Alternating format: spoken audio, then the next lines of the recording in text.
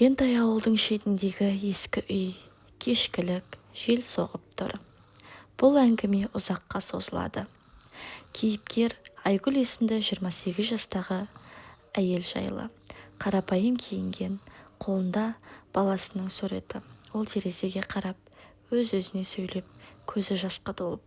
Құдай-ау, не үшін осылай болды? Мен саған не істедім? Сен менің бар өмірім едің ғой. Сол сәтте есік қағылады. Ойға батқан Айгүл шошып кетеді. Есікті ашады. Есік сыртында Ерлан, яғни Айгүлдің бұрынғы күйеуі. Қолында Айгүлге арналған гүл шоғы бар. Ерлан: сәлем Айгүл, кірсем болады ма? Айгүл қатты дауыспен: не керек? Баламды тастап кеттің ғой. Енді не үшін келдің? Ерлан ішке кіріп есікті жабады. Мен қателестім. Алматыда бәрі басқаша көрінді. Ақша, жұмыс, достар. Бірақ бәрі жалған екен. Саған, балаға деген сағынышым өлтіріп барады. Айгүл күліп, көзіне жас алып: сағыныш па? Сен кеткен күні менің жүрегім өліп қалды. Балам әкесіз өсті. Мен түнде ұйықтамай жұмыс істедім. Сен қайда болдың? Ерлан тізерлеп отырып, қолын Айгүлге созып: кешірші, мен қайтып келдім. Бәрін қайта бастайық. Мен өзгергенмін. Айгүл қолын тартып алып артқа шегінеді. Өзгердің бе? Жоқ, Ерлан. Сен өзгермедің. Сен әлі сол өзімшіл, ойынға құмар Ерлансың.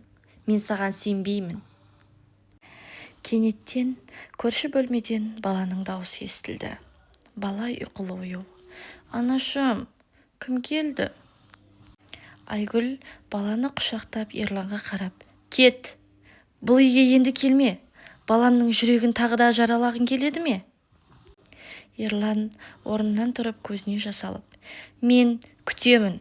Қанша уақыт керек болса да күтемін. Сен менің жалғыз бақытым екенсің. Мен соны түсіндім. Бір аптадан кейін сол ескі үй, таңертең. Айгүл ас үйде шай қайнатып тұр. Баласы мектепке дайындалып жатыр. Есік қағылады.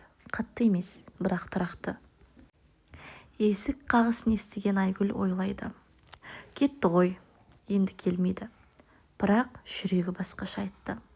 Күн сайын есік қағылған сайын жүрегі соғып кететін. Бұл жолы ол шынымен келді. Есік ашылады, Ерлан кіреді. Қолында қапшық, баланың киімі, ойыншықтары. Беті шаршаңқы, бірақ көзі үмітке толы. Ішке кірген Ерлан: мен уәде бердім ғой. Күтемін дедім. Міне келдім. Баланың киімдерін алдым. Ол өсті ғой. Айгүл Ерланға қарап тұрып: не үшін келдің? Сен кеткенде балам саған әке деп айтуды ұмытты. Енді не өзгерді? Ерлан қапшықты жерге қойып тізе бүгеді. Мен Алматыда бәріне қол жеткіздім. Машина, пәтер, ақша. Бірақ түнде ұйықтай алмадым. Саған телефон соққым келді. Бірақ ұялдым. Сен менің бақытым екенсің ғой. Айгүл, мен оны кеш түсіндім. Айгүлдің көзіне жас келеді, бірақ ол ұстамды түрде: сен түсіндің бе? Жоқ, Ерлан, сен әлі де солсың. Бүгін келдің, ертең тағы кетесің. Мен баламды қорғаймын. Оған әке керек, бірақ сен сияқты емес, шынайы әке. Бала арғы бөлмеден шығады. Ерланды көріп тоқтап қалады. Көзі үлкейіп, таңданып қалады. Бала таңырқаған күйде: әке, сен келдің бе? Ерлан көзіне жас алып, баланы құшақтайды. Иә ұлым, кешір әкеңді. Мен қателестім. Енді ешқайда кетпеймін. Бала Ерланды құшақтап, бірақ Айгүлге қарап тұрады. Анашым, әке ешқайда кетпейді ғой. Қалсыншы. Айгүлдің жүрегі ауырады. Ол баланың басын сипайды, бірақ Ерланға қарамайды. Айгүл сол сәтте: мен ойланамын. Бірақ сен маған дәлелде. Сөз емес, іс керек. Баламыз үшін, әрі менің жүрегім үшін. ерлан қуанып орнынан тұрып қолын Айгүлге қарай созады. Айгүл қолын алмайды. ерлан ыңғайсызданған күйде: мен дәлелдеймін, қанша уақыт керек болса да мен өзімді өзгертемін.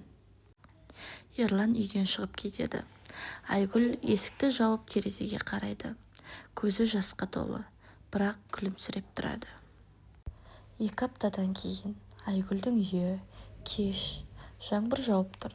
ерлан үйге жиі келе бастаған. Баламен уақыт өткізеді, үй шаруасына да көмектеседі. Бірақ Айгүл әлі сенімсіз. ерлан сөзінде тұрғандай көрінеді, бірақ жүректегі күмән әлі өшпеді. Айгүл түнде ұйықтамай ойланады. Егер ол тағы да алдаса ше? Баламыздың жүрегі қайта жараланса ше? Бірақ Айгүл бір құпияның ашыларын білмеді. Ас үйде Айгүл отыр. ерлан баламен ойнап жатыр. Кенет телефон шырылдайды. ерланның телефоны. Ол жауап бермейді, бірақ экранда көрініп тұр: Айжан, жүрекпен сақталған. Айгүл ішінен қорқып, бірақ дауысын шығармай: Айжан, кім ол? ерлан телефонын алып шығып кетеді. Айгүл соңынан ереді. Есіктің ар жағынан тыңдап тұрады. ерлан телефонына баяу дауыспен: Айжан, тоқта, мен айттым ғой, бәрі бітті. Мен оларға қайтып келдім. Сен маған не үшін қоңырау шалып жатырсың? Айгүлдің жүрегі тоқтап қалады. Сол сәтте есікті ашып кіреді. Айгүл қатты дауыспен, көзіне жас алып: Кім ол, Айжан? Алматыда қалдырған бақытың ба? Сен маған өтірік айттың ғой, өзгердім дедің. Бәрі жалған. ерлан шошып телефонды өшіріп тастайды. Айгүл, тыңда, ол менің бұрынғы әріптесім. Бірақ бәрі бітті. Мен онымен сөйлеспеймін. Мен сен үшін келдім. Сол сәтте Айгүл қолын көтеріп артқа қарай шегінеді. Жоқ, мен сендердің сөздеріңе сенбеймін. Сен кеткенде мен жалғыз қалдым. Баламды жалғыз өсірдім. Ал сен ше, басқа елдермен болдың ба? Айтшы шындықты. Сол сәтте ерлан Айгүлдің алдына тізерлеп отыра қалып жылайды. Иә, қателестім. Алматыда жалғыздықтан, ақшадан басым айналды. Бірақ ол махаббат емес. Менің саған деген махаббатымды түсіндім. Кешірші, мен бәрін тастадым. Ол қазір маған қоңырау шалып жатыр, бірақ мен жауап бермеймін. Бала бөлмеден шығады. Екеуінің айқайласқанын естіп, бала қорқып кетеді. Және былай дейді: Анашым, әке, не болды? Әке кетпейді ғой, я? Айгүл баланы құшақтап ерланға қарап: Мен білмеймін. Сен маған уақыт бер. Бірақ егер тағы өтірік айтсаң, ешқашан кешірмеймін. Баламыз үшін саған бір мүмкіндік беремін, бірақ соңғысы. ерлан басын изеп көзіне жас алып: Мен дәлелдеймін. Сен маған сенесің. Мен ешқайда кетпеймін. ерлан үйден шығады. Айгүл баламен отырып терезеге қарайды. Жаңбыр одан сайын күшейе түседі. Ол ішінен: Құдай-ау, дұрыс шештім бе, деп ойлайды. 1 айдан кейін қысқы күн. Үйде жылылық, пеш жанып тұр. Айгүл баламен дастархан жайып жатыр. ерлан жұмыстан келіп, қолында қапшығы, баланың сыйлықтары. Айгүлге арналған гүл.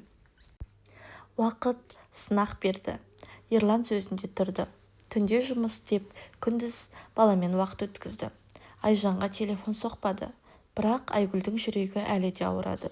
Соңғы сынақ келді. Есік қағылады. ерлан ашады.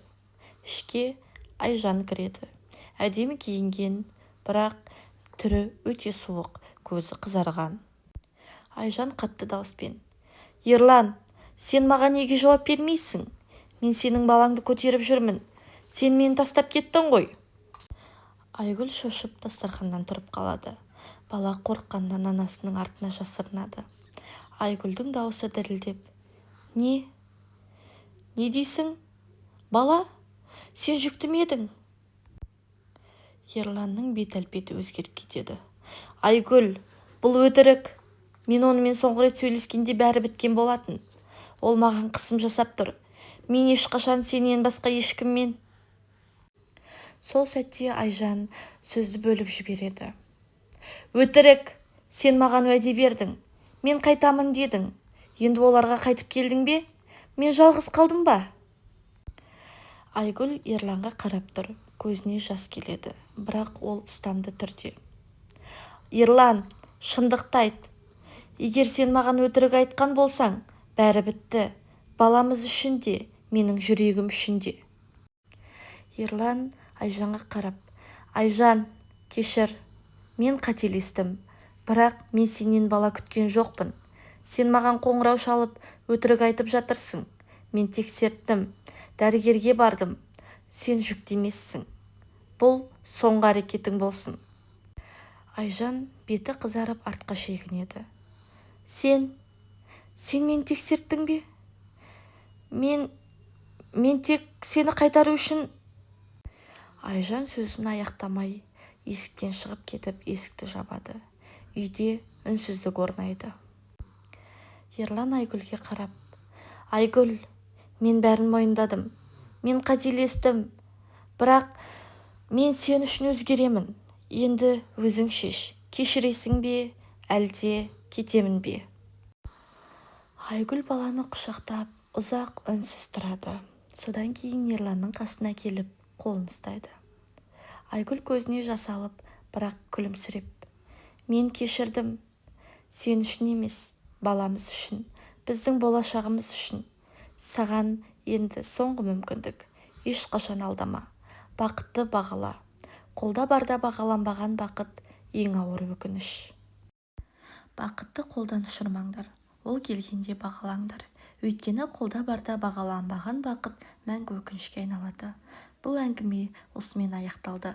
Бірақ өмірде мұндай оқиғалар жалғаса береді. Сабақ алдық па? Пікір жаза кетіңіз.